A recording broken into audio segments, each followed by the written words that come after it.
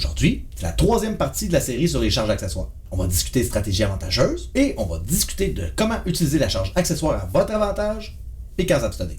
Pour bien comprendre, il faut faire la distinction entre un refinancement et un renouvellement. Un financement, c'est quand tu augmentes le montant de ton prêt, puis un renouvellement, c'est quand tu continues le même solde puis le même amortissement. Un refinancement, c'est pas assurable.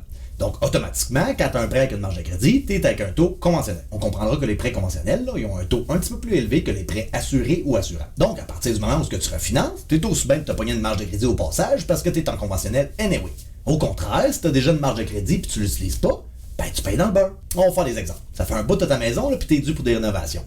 Salle de bain, toiture, fenêtre. Ça va coûter une beurre. Tu commences tes rénaux avec ta carte de crédit, mais là, tu commences à manquer de fonds tranquillement, pas vite. En plus, ta carte de crédit est à 20%. Fait que t'appelles un courtier hypothécaire, puis on t'arrange ça. On wrap ta carte dans le prêt, puis on te fait une marge de crédit de, disons, 50 000.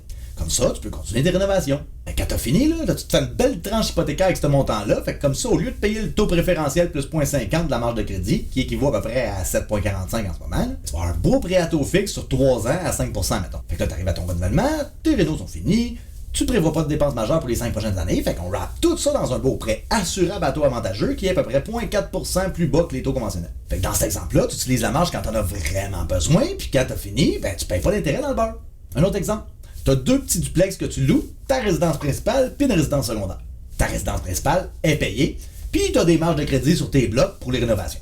Ben, tu serais bien mieux d'avoir une giga marge de crédit sur ta résidence principale, puis d'avoir tes duplex puis ta résidence secondaire en assurable. Pourquoi tu payes des taux conventionnels sur toutes tes propriétés? Tout ça, ça t'appartient. T'es pas obligé de t'éparpiller partout. Là. Quand tu te fais ça de même, là, tu vas sauver quoi? Genre 500$ par mois juste en intérêt. Là.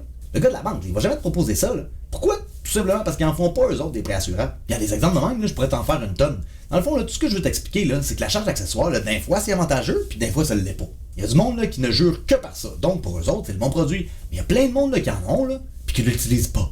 Donc, ils payent dans le beurre. Moi, mon travail, là, c'est de regarder ta situation, tes besoins, puis de t'aider à optimiser tes finances hypothécaires. Fait que appelle-moi, ça va me faire plaisir de regarder ça avec toi. Sur ce, merci beaucoup.